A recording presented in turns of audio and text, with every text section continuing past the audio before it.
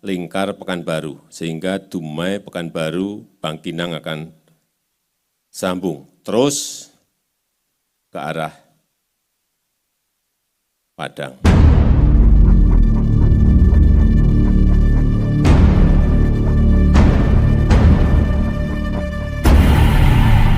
Jalan Tol Padang Sicincin merupakan jalan tol Trans Sumatera yang merupakan bagian dari Jalan Tol Padang Pekanbaru yang menghubungkan Sumatera Barat dengan Riau.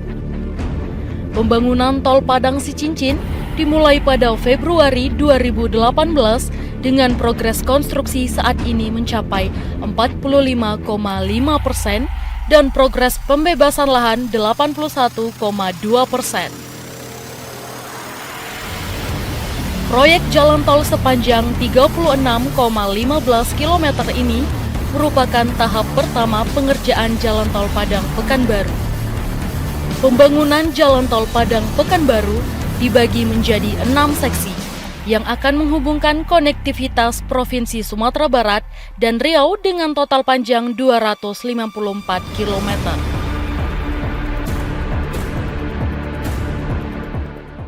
Jalan tol yang ada di Kenagariang Kepawalang itu disosialisasikan kemungkinan sekitar tahun 2019-an udah mulai itu ada wacana.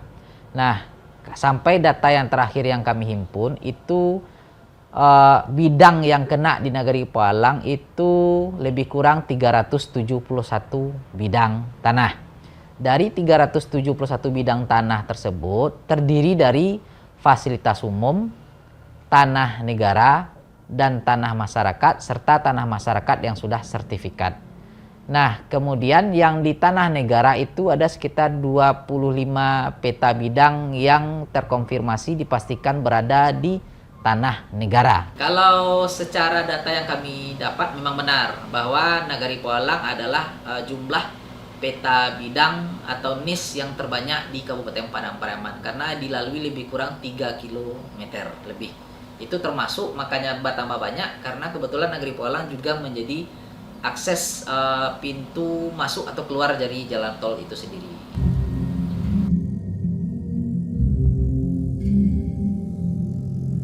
Minangkabau menganut sistem adat yang dicirikan dengan sistem kekeluargaan melalui jalur perempuan atau matrilineal. Prinsip adat Minangkabau tertuang dalam pernyataan adat Basandi Syarak, Syarak Basandi Kitabullah, yang berarti adat berlandaskan ajaran Islam.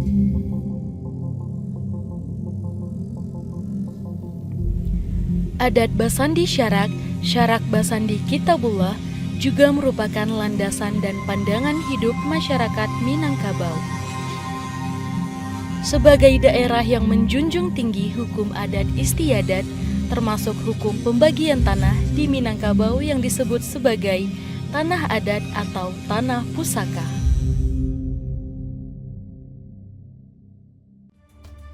Jadi kalau tanah pusaka tinggi itu adalah tanah hasil yang didapat dari nenek moyang turun kepada cucu-cucu. Jadi Ratu Pusaka Tinggi itu tidak boleh dijual. Jadi Ratu Pusaka Tinggi itu dibagi kepada anak cucu yang padusi. Yang anak laki-laki itu di dalam Ratu Pusaka Tinggi itu hanya memiliki hak pakai, bukan menjadi hak milik. Kalau untuk pembagian anak padusi itu menjadi hak milik. Dia Ratu Pusaka Tinggi itu adalah ratu dari nenek moyang turun ke anak, turun ke cucu. Boleh dikatakan itu tuh Ratu Pito, Ratu Bersamo. Jadi kalau untuk adat Minang, kalau dalam istilahnya yang padusi itu arti katanya kan terletaknya di kaum yang lemah. Kalau laki-laki terletak di kaum yang kuat. Jadi satu contoh, seandainya padusi itu nanti miskin di dalam perantauan, atau di kampung itu mempunyai lahan garapan.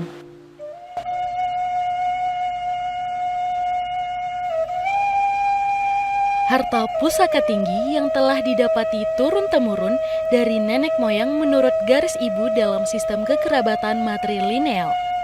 Diturunkan sepanjang adat yang tidak boleh diperjualbelikan yang diatur oleh hukum adat Minangkabau.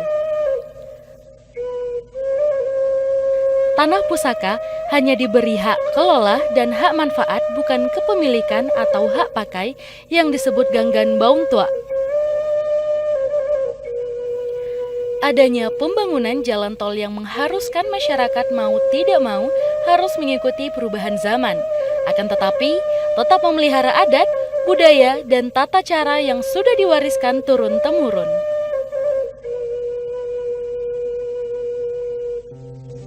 Jadi harapan tapi dapat jadi kalau untuk pribadi tidak ada keuntungannya untuk masyarakat.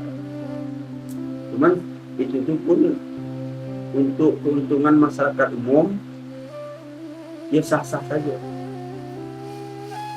Kalau dibetul ini itu harapan awak ini itu menolak, tidak mungkin telah terjadi. Yang kedua, kita pun tidak dirugikan. Cuman berbalik lagi cerita, inilah dibangun, sebenarnya masyarakat situ tidak percaya.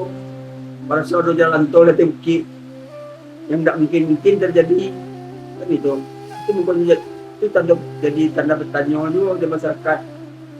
Nah, itulah zaman perkembangan zaman yang tidak kemungkinan jadi mungkin. Itu jadi pertanyaan masyarakat.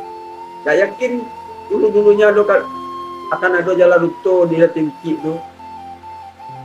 Yakin, apa sendiri pun tak yakin. Jadi ini terjadi hal yang seperti itu kan. Jadi diharapkan ke masyarakat yang ada tolong itu kita mengikuti zaman. Tetapi mengikuti zaman kita tidak boleh terlena dengan zaman. Hukum adat awak hilang, tata cara awak berubah, tidak lebih.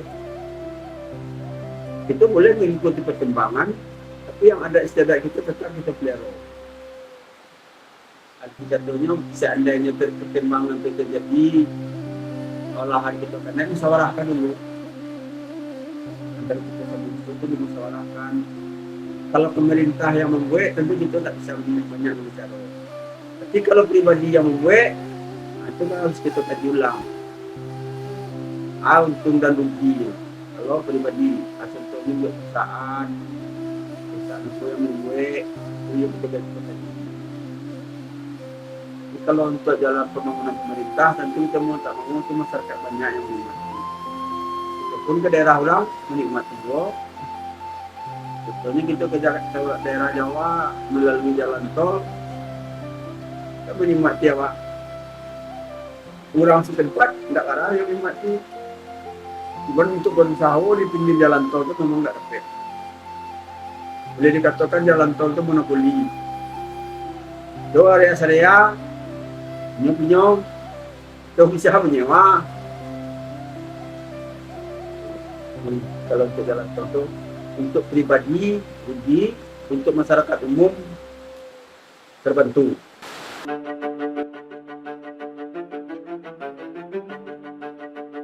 Dengan ini, pemerintah berusaha memberikan sebuah keadilan tanpa memberatkan ataupun merugikan masyarakat dengan adanya ganti untung, bukan ganti rugi atas tanah yang ikut terdampak pembebasan lahan pembangunan jalan tol. Walaupun tak banyak keuntungan dari jalan tol yang dapat mereka rasakan, namun untuk kepentingan bersama masyarakat umum, mau tak mau mereka harus merelakan tanah peninggalan nenek moyang. Tak banyak yang diharapkan masyarakat setempat, namun dengan adanya pembangunan jalan tol ini, semoga pemerintah lebih memperhatikan keresahan-keresahan yang mereka dapat akibat adanya pembangunan jalan tol. Hal ini memberikan upaya baru untuk kehidupan masyarakat yang lebih baik tanpa melepas dan melupakan adat istiadat, budaya, serta hukum setempat.